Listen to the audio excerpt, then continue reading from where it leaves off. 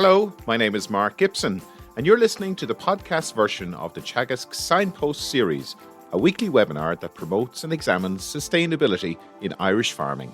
You're very welcome to today's Signpost webinar. Today we'll be discussing sustainable tillage practices as agriculture faces increasing pressure to balance food production with environmental stewardship. Sustainable practices have never been so important. In Ireland, where agriculture plays a significant role in both the economy and our landscape, tillage farming is evolving to meet the challenges of climate change, water quality, and soil health, and of course biodiversity loss. And today we'll be exploring innovative tillage techniques that minimise environmental impact while maintaining productivity. And we're delighted to be joined by Shay Phelan, tillage and potatoes crop specialist with Teagasc. Good morning, Shay. Morning, Mark. How are you? Very good, very good. You're very welcome to today's webinar. And we're also joined by Cathal Summers, who's going to assist us with questions later on. Cathal? Yeah, great to be here, Mark. And hopefully we're going to have a good chat with Shay and plenty to cover. And just to remind people that we have the Q&A tab there, and put your questions in there. And the more questions you have, the better chat we're going to have in discussion at the end. Brilliant. Thanks, Cathal. And Shay, so maybe Shay, before we get into your presentation, could you tell us a little bit about the work that you're doing? You're based in the National Crop Research Centre down in Oak Park, is that right? Yeah, you're right, Mark. I'm based down here in Oak Park. It's a lovely frosty morning here this morning, so it's a real October day. And yeah, I'm responsible for the KT part of crops, if you like. So basically, the research that goes on here in Oak Park, I distill that down myself and the other guys in the team, Michael and Kieran Collins. We distill down the information from the research team and we give it out to our advisors and to farmers. So we're kind of that link, if you like, between research and farmers, if you like. Thanks, Shay. We'll chat to you after the presentation. So. Okay, thanks, Mark. Good morning, everybody. As Mark said, I'm going to take you through some of the key sustainable tillage practices that tillage farmers are employing at the moment, or some that they're changing into over the last number of years, and that other farmers are changing into, I suppose, as we speak, in terms of trying to reduce down their overall greenhouse gas emissions. So I suppose really just to set the scene, really, I suppose if you look at tillage is probably the smallest part, one of the smaller parts of the overall agricultural system in Ireland. There's about 11,000 jobs directly come from tillage. In the map there, you can see, generally speaking, the main tillage areas there. This is from the National Farm Survey. So you can see the general sort of tillage areas, that kind of East Coast, Midlands, East Coast, a little bit in Donegal, a little bit on the fringes or in Connacht and Galway and places like that. And I suppose one of the key things, just a few figures here from the National Farm Survey, one of the key things, I suppose, if you're talking about sustainability, really is the work-life balance here. And you can see, in general, tillage farmers work a lot less than dairy farmers. And we know that dairy farmers tend to work long hours, whereas tillage farmers tend to work seasonally. So there's peak times like sowing, like harvest, when they tend to work a lot harder. But in general times, there's a lot of downtime. So in a lot of cases, it helps that work-life balance, but it also helps in terms of part-time working as well. So I suppose that's where tillage is at the moment. If you look at the environmental sustainability, and I suppose this is one of the key things about tillage farming and tillage practices in terms of a greenhouse gas emission profile. If you look at that there, you can see that by and large, we are on a per hectare basis a lot better in terms of our greenhouse gas emission profile than any of the other systems. And you can see there we're looking at somewhere around 2.5 tons of carbon dioxide equivalent per hectare. And likewise, when you're looking at the overall output, yes, dairying, the output, when you look at dairying, it's a lot higher, so that reduces down or dilutes the greenhouse gas emissions when you're looking at output. But at the same time, tillage is still the most efficient and less polluting, if you like, of any of the agricultural systems or production systems that we have. So I suppose we're starting from a good point, but that said, we're not at zero, but we can get to zero, and I think that's important if we adopt a couple of practices. So yeah, we are good, but we've road to go, I suppose, as the fellow says. And one of the key things, I suppose, one of the key metrics, if you look at in terms of how sustainable tillage farmers are, if you look at nitrogen use efficiency, and you can see here compared to the other systems again, and this is something I'll come back to later on in the presentation, is that when we look at how we use nitrogen, we are the tillage sector is by and large the most efficient users of nitrogen. So for every kilo we put out, we're recovering about 60 to 70% of that. So that's a key efficiency factor, if you like, in terms of tillage. One, I suppose, aspect of that, and we're very quick to learn, if you don't use nitrogen efficiently in a tillage system, the crops will let you know very, very quickly. And you'll either lodge crops or you'll have very, very poor crops. So from that point of view, tillage farmers are keenly aware of what they're allowed to use and what's the appropriate amount to use, and when critically you're allowed, when you should use it. So I suppose from a nitrogen efficiency point of view, they are very good. And again, when you compare us to other parts of the world in terms of grain, if you look at that, we were saying we're producing grain for less than two tons per hectare. If you look at maize coming from the US, you're looking at 4 tons per hectare. Soya, there is a lot lower because obviously you're not putting any nitrogen on that. So it's a bit lower there, okay. But if you look at some South American imports, maize coming from South America is 27 tons of carbon dioxide equivalent, and soya is 1.92. And that's mainly down to deforestation, that there's ongoing deforestation in those countries. And again, I suppose when you compare it to dairy and beef, we're at 1.18 tons per carbon dioxide equivalent, whereas if you look at dairy and beef, we're at 8.7 tons and beef is at 4.4 tons. So we are quite well ahead of some of the other countries and also some of the other systems. So what are tillage farmers trying to achieve? I suppose really, like a lot of farmers, we're trying to reduce our impact and our emissions on the environment. We're trying to protect soils and the environment. And I suppose, again, what we see on tillage systems, if you abuse the soil or abuse the environment, it will react, and it will tell you very, very quickly at the end of the year when you're trying to harvest crops. We're also trying to improve crop performance, and I think that's something that we are trying to constantly improve, because as challenges become more daunting in terms of the environment, and 2023 into 2024 was a good example of that. When we struggle to get crops into the ground, we need to make sure that crops are more resilient and that they can improve for us. And I suppose one of the key things, and we would have seen it from the farm to fork strategy and also from the CAP reforms, this idea that we need to reduce our plant protection products. So the sustainable use regulation was looking at trying to reduce the use of plant protection products by 50% by 2030. We're probably already there. In an Irish context, we're probably already there already. So we are ahead of the curve, or ahead of the graph in that sort of scenario. But one thing I suppose that kind of gets lost a little bit in the whole push for sustainability is that this whole idea of financial sustainability. So I think that's something that we kind of forget about from time to time, that in order for farmers to do all the other measures, it has to be financially sustainable as well. Because obviously if farmers can't make money on it, well, then they're not going to change. So I suppose to set the scene, this is kind of where we were this time last year, if you like, or certainly in November and January this year.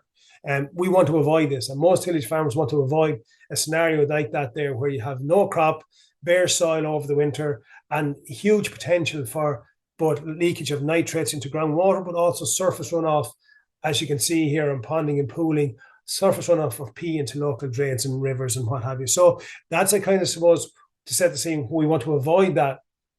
And sometimes it's unavoidable, but generally that would have been a kind of a normal practice 20, 30 years ago, whereby we would have ploughed soils before the winter to let the weather break them down, and then when you come in the spring, you would work them a lot easier. But again, we know from an environmental point of view, that's not acceptable anymore, and rightly so. So I suppose what I've done here is I've looked at 10 different measures that tillage farmers can do on their farms, and some are doing it, and some are doing some, and some are doing all, in terms of improving their sustainability and reducing their impact. So I suppose the first one that kind of a lot of people look at are cultivation systems. And one of the key things here that I suppose we've changed over the last number of years are cultivation systems. So we see a lot more reduced cultivation systems on the go now, and that's just. And part of it is environmental sustainability, but also there are other factors as well. So we're from the point of view of workload. So we're able to get across ground quicker. So I suppose when you're looking at reduced cultivation system, yes, once you have land in tillage systems, there isn't a huge loss of carbon, but there is ongoing losses from carbon all the time. The biggest loss, I suppose, is when you come from a grassland scenario and you've a lot of carbon built up in long-term grassland soils. And tillage soils tend to have less carbon and organic matter in them anyway. But nonetheless, if you're ploughing, you're releasing carbon, whereas if you're using reduced cultivation systems, you do have less. And you do disturb the soil less. So that's always a good point as well. So if you're not disturbing the soil, you're not releasing that carbon. And one of the key areas, I suppose, for the kind of explosion of reduced cultivation system worldwide, not just in Ireland, over the last 20 or so years, has been this whole area of better moisture retention. So if you think back to the Dust Bowl in the US years ago, that's really where this came from. So some of these systems, yes, they are aimed at those drier climates, but they can also be applied in an Irish context, be it we have a wetter climate. But I suppose that's the key and that's the challenge, that they're not suitable in every year. So sometimes they work and sometimes they don't. In 2024, the last month or so, these systems are working perfectly well. And as you saw from the photograph beforehand, one of the key areas that we're trying to avoid is soil erosion. So if you have bare soil and nothing protecting the soil, you're always at risk of either soil erosion or soil movement. And we certainly would have seen some of that in 2023. One of the key things, I suppose, that a lot of people moving to reduced cultivation system often comment on is less weed control. That, I suppose, is something that you have to be very, very careful about. And if somebody's selling you a system based on less weed control, you want to be very, very careful of that. We've just come out of a project over the last number of years where we've looked at low disturbance systems, or reduced cultivation systems, if you like.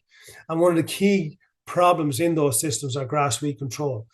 So if you think like wild oats, like sterile brome, those weeds can get established very, very quickly. And if you don't have a plan in place in a reduced cultivation system, you can run into problems very, very quickly. And over time, we have seen people having to return to the plough based on the fact that they have more weeds. But that's just generally a case that's something that we just have to be careful of.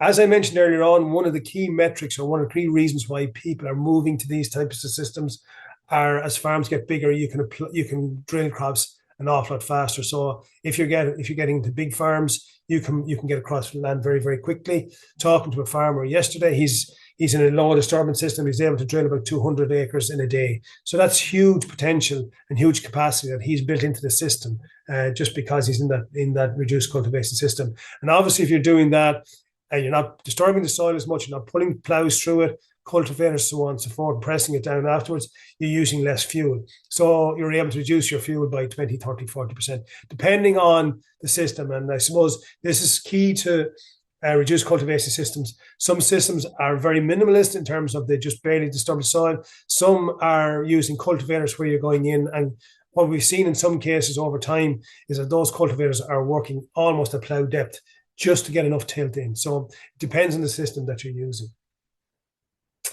One of the other big areas, I suppose, that tillage farmers are starting to become more sustainable in terms of our organic manures and use of organic manures in our crops. And even within that, I suppose there's been a huge change in terms of how they're using those organic manures. So I suppose if you look at the photograph there, you can see that in this case here, this is one of our Signpost farmers. And actually he's won the Tillage Signpost Award last week. That was Tom Barry. And you can see here, he's putting actually slurry onto a winter barley crop as the crop is growing. So traditionally what would have happened years ago is that slurries would have been put on in the autumn time onto bare stubble, because you didn't want to drive on the crop. And it was efficient, ground was dry, and it was an easy way of doing it. But I suppose the big danger with that was that crops didn't necessarily need a big amount of nutrition at that stage of the year. When you're coming into wintertime, all they need is just enough just to keep going and to survive the winter. And generally that's supplied from whatever nutrients are available in the soil. You don't need any excess nutrition going on to the crop. So Tom is looking at, Tom applied the slurry here in this case here. And as you can see in the photograph here, that barley crop is actually starting to go yellow. So really that's showing you that now the crop is starting to get into a nitrogen deficiency, and it actually needs that organic manures now. This was put on generally, I think, or he generally does it in March. So you can see there, the crop is coming into spring. That's when the big demand comes on winter barley. Winter barley, if you think from St. Patrick's Day to the 1st of of May generally grows about 2 feet tall, or a little bit over 2 feet tall. So it's a lot of growth in that period of time, and that's when you need your nitrogen on the crop. Not only to supply nitrogen and P and potassium, you're looking at supplying micronutrients as well. So all your microelements as well can go in your organic manures as well. And as I said there, you can apply them now when the crop really needs them. And I suppose one of the big changes in that over the last number of years has been the switch, not only in tillage farms, but also in other farms as well, to low emission slurry spreading. And you can see there, they're using a dribble bar system on an umbilical system. So that's a very, very efficient way of getting crops or getting organic manures onto that barley crop and doing very, very little damage. You can barely see the wheel track there on that farm there. And over time, I suppose, maybe not with slurries, but certainly with farmyard manures and other organic manures like that, mushroom compost, layers manures, things like that, you will increase soil carbon and you will increase organic matter levels as well. So that's all good as well. In terms of fertilizer use, as I said already, we're probably top of the game in terms of nitrogen use efficiency. And as I said earlier on, we are applying it to crop demand. And one of the big changes, I suppose, that has happened over the last number of years has comes along with technology. And I'll come on to this again in a few minutes. And you can see a yield map or a soil map there from a farm a number of years ago that we were working on as part of our Better Farm program. And you can see there's different maps and there's different rates that field there needs to get fertilizer on. So when you put that information into a GPS spreader, you can apply different rates of fertilizer onto that crop based on the crop demand. So that's a very efficient way of using nitrogen and fertilizers. And it also stops us over applying fertilizers, which again is a waste. And that variable rate spreading, I suppose, if you look at a lot of the fertilizer spreaders that's been bought over TAMS over the last number of years, that's a key part of what a lot of those fertilizer spreaders are now doing. So they're putting fertilizer where it's needed, when it's needed, and very little waste in terms of boundaries and things like that. So that's all good in terms of how we use our fertilizer. The one thing I suppose that is a kind of is over, I won't say overplayed, but is of benefit too, is this whole area of protected ureas. And I know there's been a lot of debate out there over the last number of years about protected ureas. And yes, they do play a role, albeit it's probably small in the tillage context, because we don't tend to get the same benefit from protected ureas as you do in other industries, because we tend to be on the lighter soils, so we have less emissions from urea and CAN. As I mentioned earlier on, precision ag is a big influence now on tillage farmers, and I suppose this is only becoming more and more important as technology improves as we go forward. I mean, this is kind of something that we see built into most machines now. So you have all this capability, whether it be on your combine harvester, whether it be on your fertilizer spreader, whether it be on your drill, your sprayer, whatever it happens to be. All this is there available to you. It's coming in the cost of the machines now. And I suppose more and more people are starting to turn this on to try and reduce down the cost of what they're doing. As we know, the costs are rising all the time. And one way of combating that is to place them exactly where they're needed, when they're needed. So this all comes back to there's multi layers of precision agriculture system, not just driving in a straight line. And that's one thing I suppose people, certainly tillage farms, are very, very aware of in terms of auto steer and GPS positioning and all that type of thing. That's only one part of it. The other part of it is really about data recording, how you use that data, not just recording what has been done over the last number of years, but also using that data to make better decision making going into the future. So that's really where I suppose that waste element is. We're trying to reduce down that in terms of reducing down all this extra spend that's not needed based on the information there. And as you can see on the bottom photograph there, the sprayer coming in here to a headland where it turns off itself automatically because it knows using GPS signals that you don't need to put all that extra pesticide onto that headland, so it cuts down on that waste. So that's something that you can get, depending on the field size, depending on the width of the machine, you can make savings of 1, 2, 3, 4, 5%, which over a big area adds up to a lot. So that's something that's very, very available to growers at the moment. As how we make best use of that is the challenge.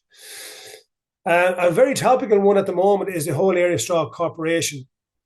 And I suppose this is something that came in on the MAC curve for tillage farmers, one of the key metrics in terms of reducing down our greenhouse gas emissions and our whole area of sequestering carbon. So instead of baling it and sending it off to animal farms and stuff like that, what we're doing is recycling it back into the soil immediately. And that's putting more carbon back into the soil. It's also recycling phosphorus and potassium. So, and that's a key one, as we would have seen when fertilizer prices went up or spiked in 2022.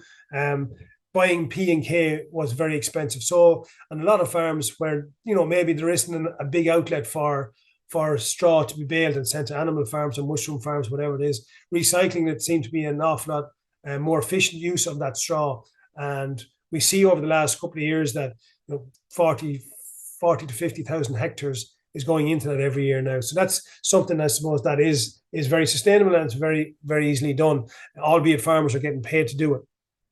And the other thing, I suppose, it doesn't just recycle carbon and put things back into the soil. It does actually speed up the harvest. So really, if you're talking to guys who are actually working combine harvesters, it's so much easier to cut a crop when you don't have to avoid straw at the ends and at the headlands and stuff like that. And you can move much faster through the crop, even though I suppose you are burning a little bit more diesel, but I suppose you're making a savings that you don't have to bale the straw and move the straw. So there's actually less fuel used there in an overall situation. Yes, the combine uses more, but the whole farm or harvest operation actually uses less. The other thing, I suppose, that we are seeing from that is when you're doing it over time. And interestingly, just talking to a tillage farmer yesterday who's doing it for a number of years now at this stage. And one of the key areas that he's looking at now is improving soil structure. So when you're putting this back on year after year after year, initially, I suppose the first year, you do get a change in that carbon to nitrogen ratio. So it does actually upset the balance in the soil. But over time, it does improve, and you do improve the soil structure. So you get back, as the farmer said to me, almost to kind of a lay type situation where it looks like you're working the ground after a grassland. And I suppose one of the other things that you're looking at there is you're feeding the soil organisms. So we're trying to be more aware of what's going on underneath the ground. And there's an awful lot of activity going on underneath the ground. So if we're able to apply or give feedstuffs to all the organisms, microorganisms, everything else that are in the soil, and that's only a positive thing too, because you get a more vibrant soil, a more active and a live soil. So that's all positive. And I suppose this is the key thing to it too. I suppose if I was to put a value on that straw going back into a field in any given year, if you're looking at a crop that's winter oats that they're chopping in that field there, I'd value that at somewhere around 370 euros a hectare, 150 euros an acre. That's what it's worth to me in terms of the nutrients going back in, the value that straw chopping scheme puts on it, but also the incidental cost of it as well. So the actual working and reducing compaction and all those sort of issues as well. So to me, anybody that's selling straw now, they need to be getting in the region of that sort of figure there for it to be viable.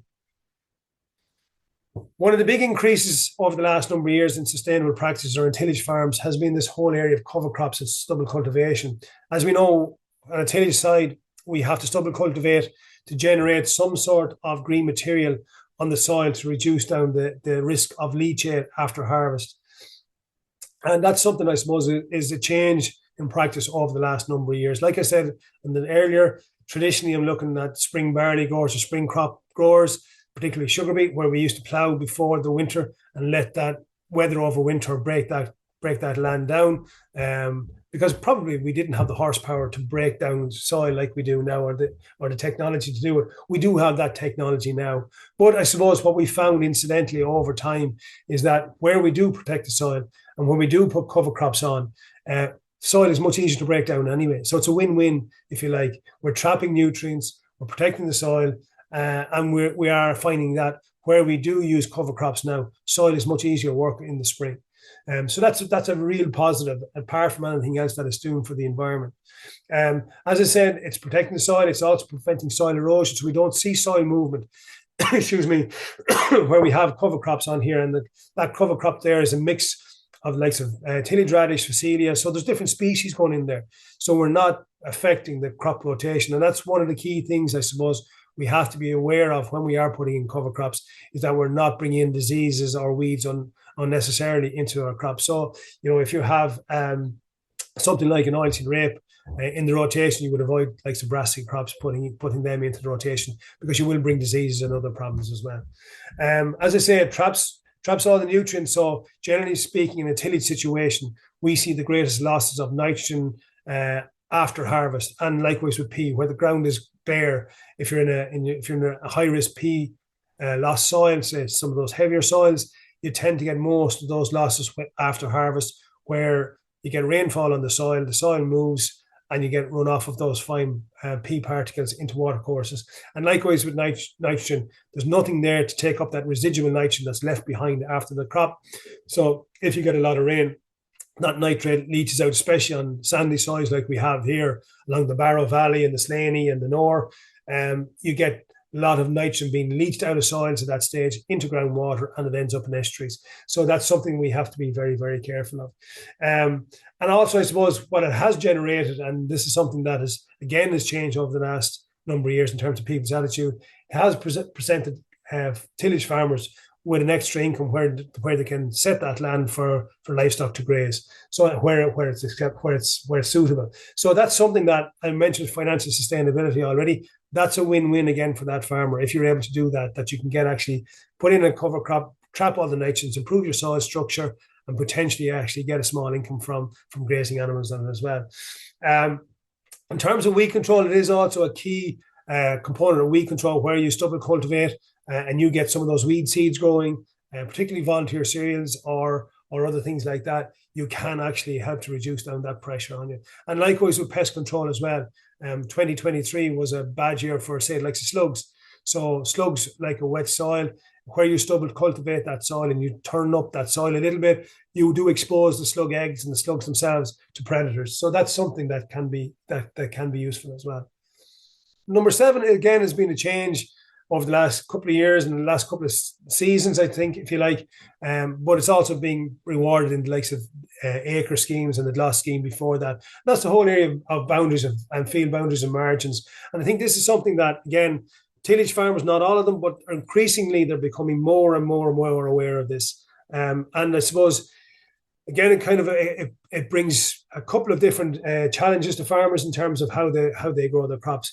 So I suppose the first place we look at, if you look at the bottom picture there, is in terms of protecting water course and water features. So that's a river there, and there's a margin there, there's a grass margin there, and the crop is in the background. So the crop is nowhere near the river here. So in terms of applying fertilizer, in terms of applying pesticides, we're seeing more and more of a challenge now with pesticides and bigger buffer zones being applied to new pesticides when they arrive on the market. So that's something that's a challenge that tillage farmers are going to have to be aware of. If you look at even the new clover safe product there's a 20-meter buffer zone on that.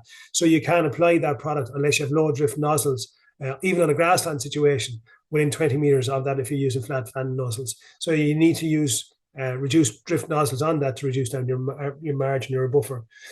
So in that case that farmer is taking that issue out of his farm, so he doesn't have to worry about it. Okay. The other one there, I suppose, is we're trying to encourage biodiversity. And the top picture is a scheme that a couple of farmers in the Kildare area got into, called the Kildare Pollinator Plan. So you can see there the margin there with the oxeye daisy and full flower beside the spring barley. And again, that's something that's encouraging pollinators. And I was in that field a couple of years ago, and it was amazing to see all the different wildlife and activity that was in that, in terms of bees, in terms of wasps, in terms of whatever you like to see. And also you'll see more activity from overland mammals like badgers and foxes and things like that too, even though they might be the bane of some people's lives. But again, we have to be cognizant of that. And in that case there, you can see that farmer there is letting a couple of trees up in the hedgerow as well. So that's all a positive for the environment and for biodiversity. You're sequestering carbon, you're supplying food, and you're also protecting some of the wildlife as well. So you're providing cover for them as well. So that hedgerow management and field boundary margin, I think, is something that we're going to see more and more of as we get into it. We see it in the UK now, where farmers are taking out fields and fields and fields, putting them into these wild bird mixes, and they're not growing crops in them at all. Don't think that's necessarily where we need to go, but I think if we're a bit more cognizant of how we grow our margins here and how we protect those margins, I think there's a win-win for both the environment and for the tillage farmer as well. Land management, again, I suppose, this is something that we do and don't even really think about it in terms of how we grow our crops. So I suppose one of the big things here we've done for years and years and years in Ireland, and it's probably not as practiced in other countries. Certainly been talking to other advisors from other countries where, monocrops seem to be more the standard. In Ireland, we tend to grow more rotational crops. So again, from a crop rotation point of view, it has a lot of benefits in terms of reducing weed pressure, reduces disease pressure, and also reduces the amount of pesticides we need to use on crops, because you don't get, when you're changing from one crop to the other, you're reducing that pest and weed and disease burden. Again, I suppose where you're looking at it, reduces waste, it reduces the labor part of the business as well. So you spread out your workload over a long period of time. You don't tend to get these peaks and troughs. And again, I suppose if you're not rushing around at growing crops when you shouldn't be growing them, helps reduce likes of soil compaction, things like that too. So you can help to protect your soil like that. And in the case of what we have here, you can see two pictures there of legumes there. They're field beans. Beans and peas will produce nitrogen themselves. They will take atmospheric nitrogen and convert it into nitrogen in the soil. So that's all a positive there. And the bottom photograph there, you can see the bee here actually feeding away on a flower. So that's a very positive move in terms of where we are in tillage farming. Soil management, I suppose, is slightly different in terms of how I'm thinking of soil management. And again, we're very good in this in the tillage industry, probably better than any of the other disciplines out there. I've been working in dairying and beef a long time ago. And generally speaking, tillage farmers, again, because there's a harvest every year, they know the results of their actions on an ongoing basis. They tend to test the soil and look after the soil better from that point of view. So regular soil testing is carried out on most tillage farms now. It's rare to see a field that hasn't got, and I know even before the regulations come in, it's rare to see a field that hasn't got a relatively recent soil test. And by recent, I mean within the last 4 to 5 years. And I know that's even changing even more, where a lot of farmers now are talking of doing it either on a yearly basis or on a bi-yearly basis. So that's, again, something that's it gives you more information, and it helps you to manage the soil that bit better.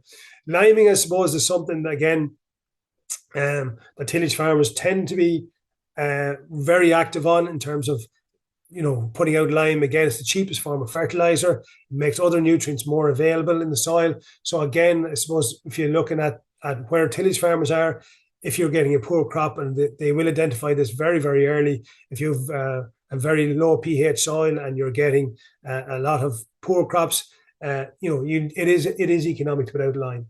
And I suppose one of the things that we're trying to do over the next number of years, and have been trying to get farmers to do, is to look at not just the mineral aspect of the soil, but also the soil components itself. So looking at soil assessments there. So you can see the photograph down there in the bottom right-hand corner, where our new soil specialist, Veronica Nyhan, is actually assessing the soil to see, are there compaction layers in it? And if there are, how do we deal with those? So that's, again, in trying to assess the soil, reduce down compaction levels. And I suppose over time, if we can increase our organic matter levels, that will help to protect our soils as well. So that's, again, a very positive from our emissions and our sustainability point of view.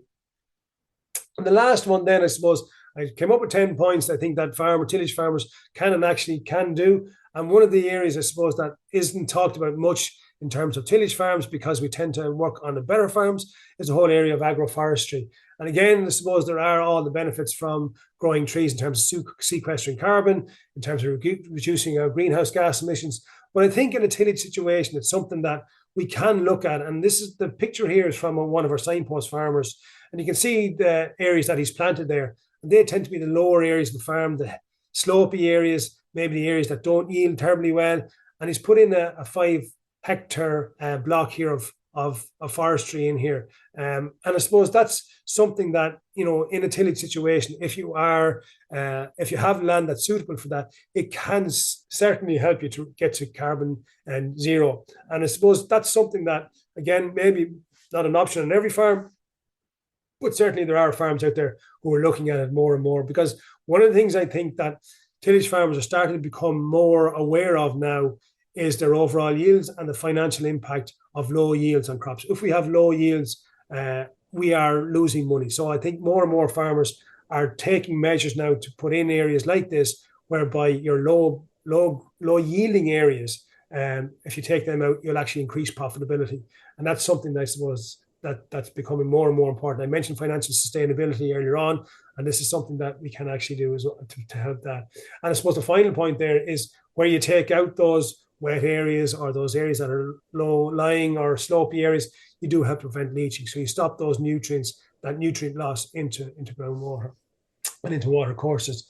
So that's about all I have for you, Mark. If anybody has any questions, I'm more than happy to answer them. Brilliant. Thanks, Shay, and thanks for keeping the time. There are some really nice, clear points there. Your 10-point plan. You'd swear there was an election coming up, Shay. So look, you touched there on the financial sustainability side of things, and just if we could deal with that now before we maybe get into the environmental sustainability side of things. Where is the sector at in relation to financial sustainability, Shay? Because it is very hard to be, they say it's very hard to be green if you're in the red. There's a famous saying that's been developed now recently, but where is the sector in terms of sustainability from a financial point of view? And look, we've seen a lot of emphasis on, little flashes of how important tillage is and that we need to be more self-sufficient from a tillage perspective. However, the Ukrainian crisis, COVID, are quickly forgotten. Those types of the global impact of those changes or geopolitical changes that happen. Yeah, and it's a good point, Mark, because I suppose traditionally, if you look at them, I started off with National Farm Survey data, and if you look at the National Farm Survey over the last number of years, dairying has always been the most profitable, if you like, financially sustainable sector that we have here. And in the second place, albeit a distant second place, is tillage, which tends to be ahead of both dry stock and cattle and sheep. But at the same time, the last couple of years have been very, very challenging. If you take we carry out an audit every year for CSO looking at the yields that farmers get. And our profit is primarily based down to yield. So where you have a low yielding year like we had in 2023, profitability suffers. So last year, I think the average tillage farmer in that National Farm Survey made something like 20-something odd thousand euros per farm. So that's not ideal. And I suppose that's something that all tillage farmers are challenging now. So they are looking at ways, like I mentioned earlier on, of reducing down their input costs. So like the likes of the GPS, likes of precision ag, all those tools, the reduced cultivations, all those tools are being used to try and combat the challenges in terms of financial sustainability, albeit they're long-term goals rather than short-term fixes, So, well, it certainly is a challenge. I observed, maybe you did use the word regenerative agriculture. I don't think I heard you say it, but a lot of what you were talking about is part of that. What in your view, what is the difference? Or I suppose regenerative agriculture, if you like, there are a number of strands to it. It's not one single thing, and I think this is where a lot of people kind of get confused, and a lot of argument and debate goes on all the time about regenerative agriculture. Regenerative agriculture is a system. It's not suitable for every farm, and every farm's goal is probably similar in terms of reducing down their impact on the environment, reducing down their impact on soils, particularly in a tillage situation where you're not impacting the soil as much as you possibly can. But I think it's a challenge for every farm. And I think I look at it in terms of good farming practice. It's a term that's put on, to my mind, just general good farming practice, like all the measures I've mentioned here earlier on. That, to me, if you like, encapsulates regenerative farming to one degree, but it is generally good farm practice. And I think that's something that, it kind of gets lost in the debate or the argument, whichever you like to say sometimes, that regenerative farm really is about protecting the soil, protecting the environment. And how you do that can be specific to your farm. It mightn't be the same in Cork as it is in Donegal. There's two different challenges there.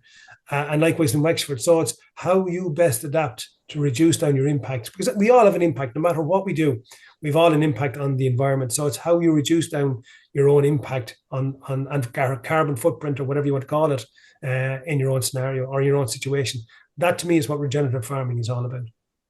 Okay, and just a reminder to everyone, we have a Q&A tab at the bottom of the screen. Please do send us your questions or comments. Shay, lots coming through there. Or sorry, Cathal. Yeah, lots of questions, Mark. And just when you're touching on regenerative agriculture, you're after ticking the box for for a lot of the stuff they're looking for. Particularly, there's a real famous guy called Gabe Brown, and he talks about a lot of what you discussed. But there's two other things. Just somebody's asking a question on the profitability of no-till cropping and multi-cropping. What's your opinion on that? Yeah, I suppose we actually are doing a survey on that at the moment. We've a master student working on that at the moment called Jack Jemison, and he's looking at the profitability of no-till systems versus plow-till systems. And I suppose again, in an Irish context, I mean, the risks are generally higher in terms of weather risks. If you take last year, for example, in 2023, a lot of the no-till systems, when you got into October, when we traditionally drill our winter series, just didn't work because the soil was too wet.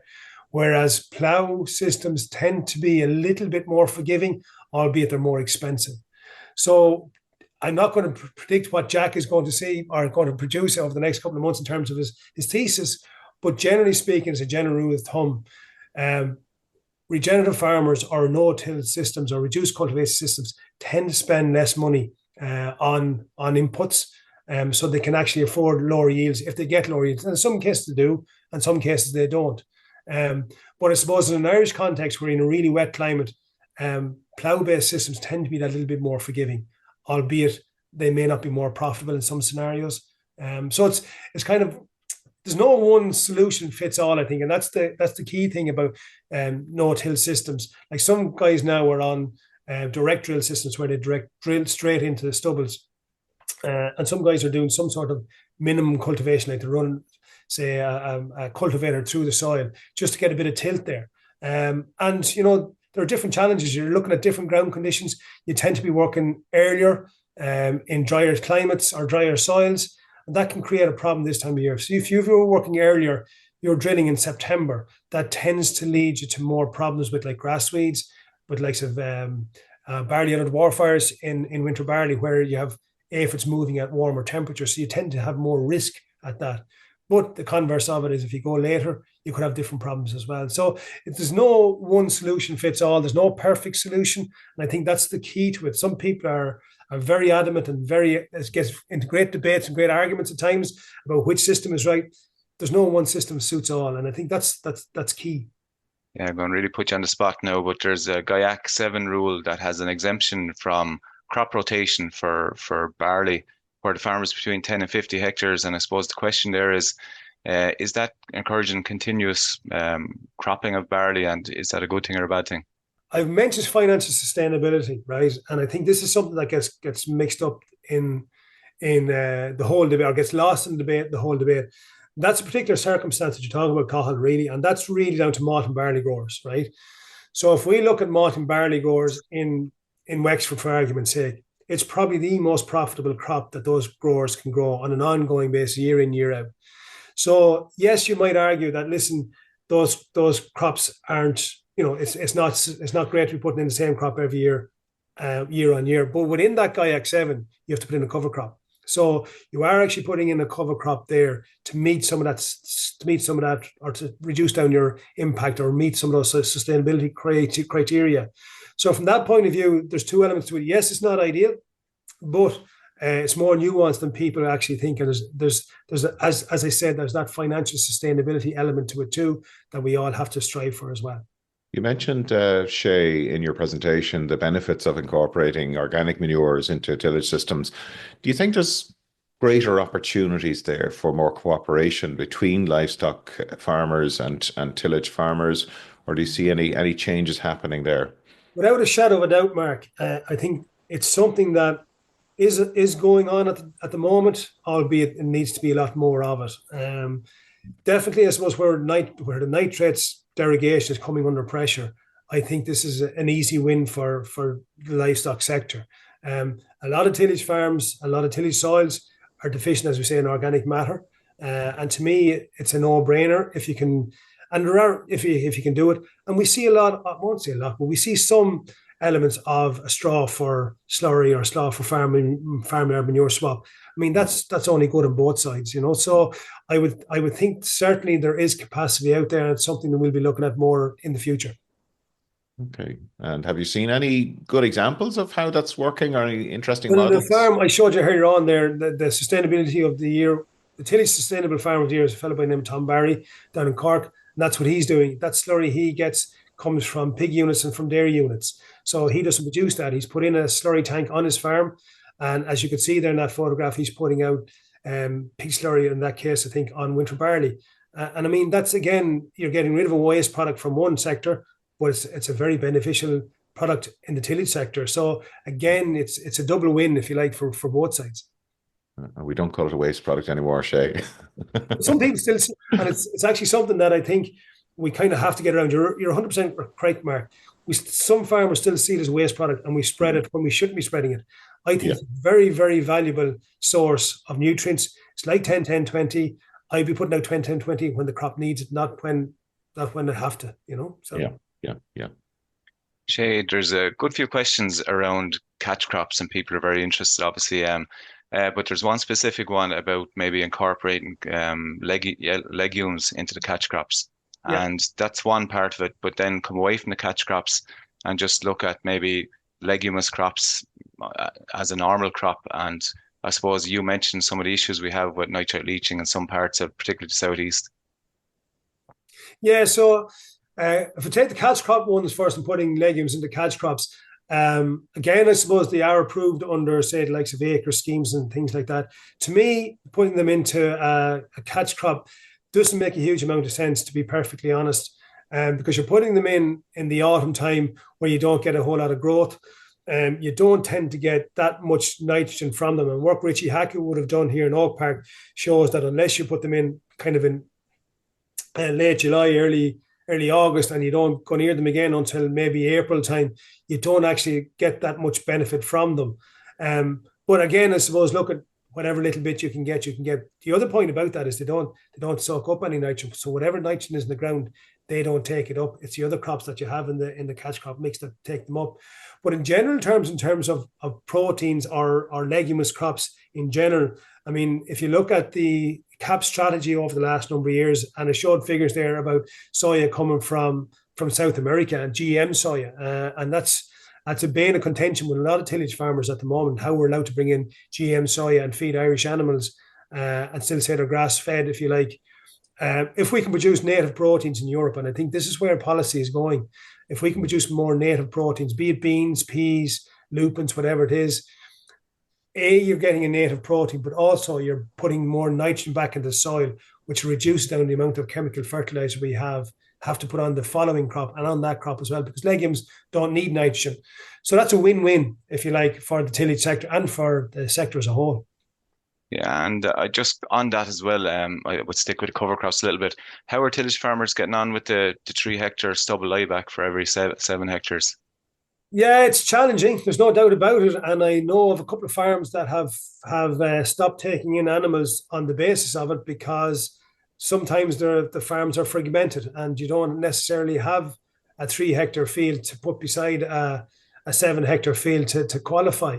So it is certainly a challenge. The guys that are still doing it generally are more mixed farms who have a bit of grassland or something like that, and they can put in, a layback for them. But it certainly is becoming a challenge. Now, that said, there is, within the GAIAC rules as well, there is that compulsion where you have to leave 20% of your land idle anyway over the summer for grass or for ground nesting birds. So they are getting their heads around this idea of not stubble cultivating a certain amount of ground. That said, it is a challenge for a lot of them, and I do see a drop off of farmers making their land available to graze cover crops, which is unfortunate, Mm-hmm. And the placement of those winter feeding crops is probably important as well. You mentioned a bit about sediment and pea loss. Yeah, absolutely. I mean, again, you have to choose your fields that are suitable to graze. So if you have a low-lying field that's beside a river and it's at risk of getting flooding every year, pointless putting in the catch crop into that area and expecting animals to go in and graze it. You can put in a catch crop by all manner of means, but I would be avoid grazing that. So again, pick your fields, pick dry fields, high fields, whatever it happens to be, fields with a natural run back beside them. They're the fields I would be selecting when I'm putting in cover crops if I'm going to decide to graze them. Yeah, we have a question here in relation to the use of glyphosate there when spraying crops off pre-harvest while still avoiding ploughing. Is there a concern there around biodiversity and food safety? Yeah, well, I suppose the rules have changed on that, Mark, in terms of the glyphosate got an extension of use for the next 10 years last year. And those rules around burning off crops pre-harvest have all changed now. So for the most part, it's a practice that few farmers do anymore, if any. And again, looking at some of the quality markets like malt and barley, those markets, they don't allow it in the contract full stop. So I suppose it is a practice that was ongoing a number of years ago, but very, very few farms, unless you have a very, very bad weed problem in something like oilseed rape or some of those feed cereals, unless you have a very, very bad weed problem, people can actually do it. But we generally, in 99% of cases, they avoid it.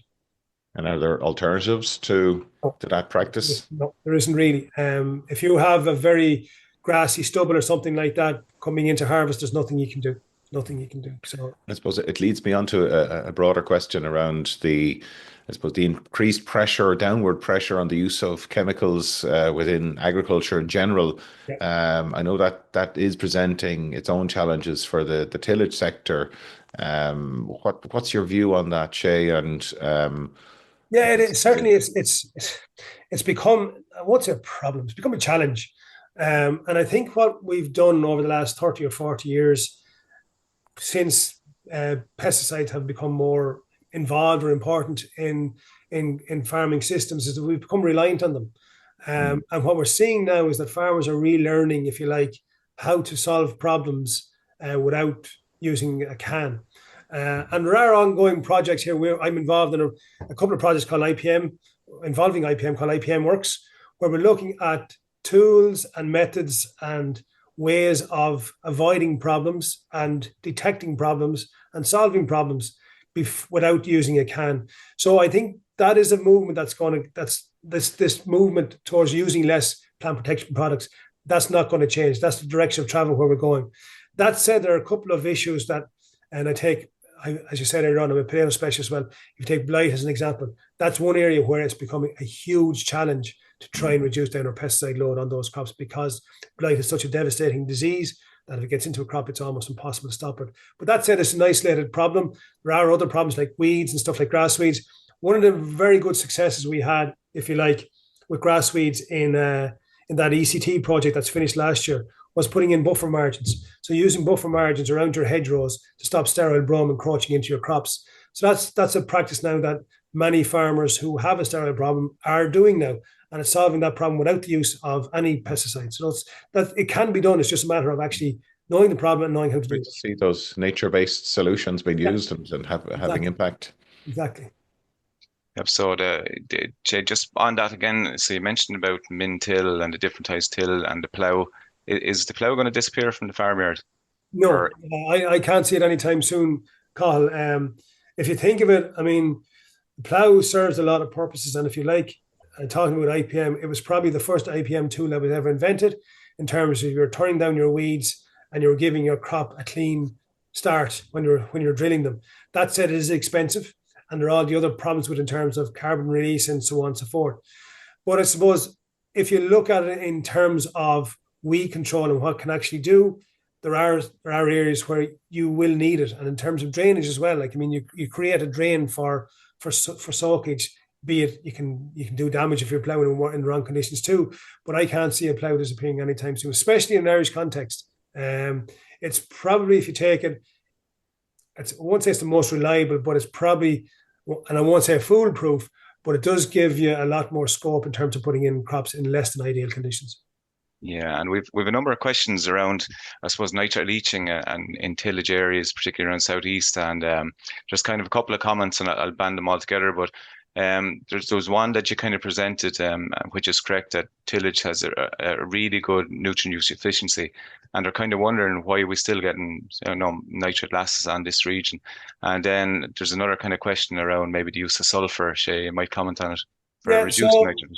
Yeah, so it's a good comment about the nitrate leaching, and I suppose we're out looking at those soils in Wexford and Ballycarney and all down along Slaney a number of years ago, and one of the points that I think people forget about is that soil is releasing nitrogen all the time. So you get natural release of nitrogen. So even if you never put out a bag of nitrogen, and if you grew a crop and left the stubble idle after harvest, if that crop never got nitrogen, you're still releasing nitrogen. So that's just a function of the soil. They are in that area tend to be the sandier soils, really leaky soils. So anything that you apply on the crop can get washed through very, very quickly. And that's the same with pesticides as well. If you're putting out pesticides in those crops, they can get washed through very, very quickly. Or not quickly, but they can get washed through. So in that case, I suppose if you're looking at those soils, that's a function of those soils. So again, whether we look at reducing down the amount of nitrogen that's going to be available on those crops, I don't know. That's probably a policy decision. It'll be creating a lot of problems, I think, if we do that, because obviously then you're going to reduce down your yields. So I suppose that's an issue down there. In terms of sulfur, and again, I'm thinking back when we went through college years and years and years ago, sulfur was an element that we didn't talk about too much except on really sandy soils, and that sandy soils tend to be deficient in sulfur. And it was an element that made nitrogen and everything else more efficiently used in the crop. Tends to be used more now across crops for that efficiency factor, that it helps other elements be more efficient and be taken up more efficiently by the crops. So again, I suppose you see, if you look at a lot of fertilizers now, there's always 4 or 5, maybe even 6% sulfur in a lot of those. And that's to help the efficiency of the other elements being used. Shay, we have a little, I'd call it a little nudge from one of our colleagues. He's asking, is there a list of actions that tillage farmers can implement to reduce their greenhouse gas emissions? Without listing them off, maybe you could I would think signpost people where to go. Yeah, so the signpost guys are good in this. So obviously straw chopping would be one, cover crops would be another, reduce cultivations.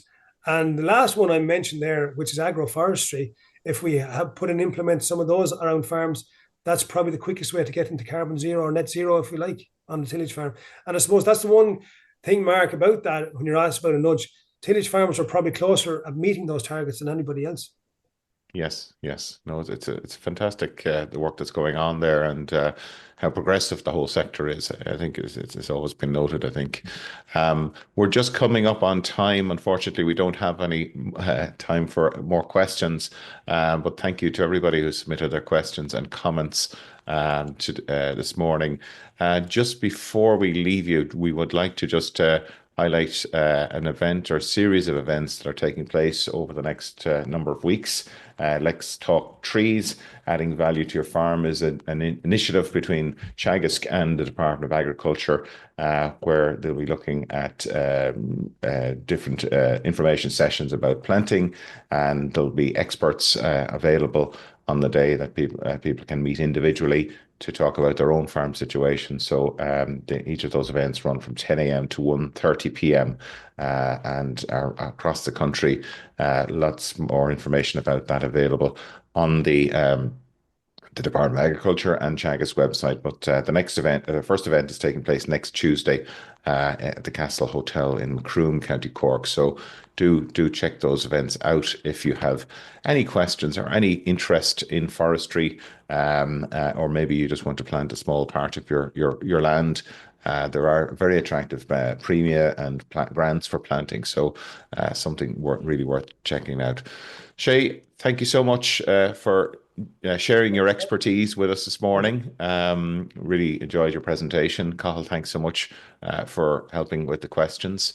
Next week, we're going to be joined by Dr. Kevin Kilcline, who's going to be talking about growing resilient organic farming systems. It's a project that he's project leading at the moment, and it looks like he's going to be sharing a lot of insights around that project and its aims, objectives, and all some of the outputs from that project. So do tune into us next Friday at 9:30. Until then, thanks again. You've been listening to the podcast version of the Teagasc Signpost Series, the weekly webinar that promotes and examines sustainability in Irish farming. Don't forget to join us live every Friday morning for our latest webinar. For more, visit teagasc.ie. And you can also rate, review, and subscribe to the Signpost Series on Apple Podcasts, Spotify, or wherever you get your podcasts from. I'm Mark Gibson, and thanks for listening.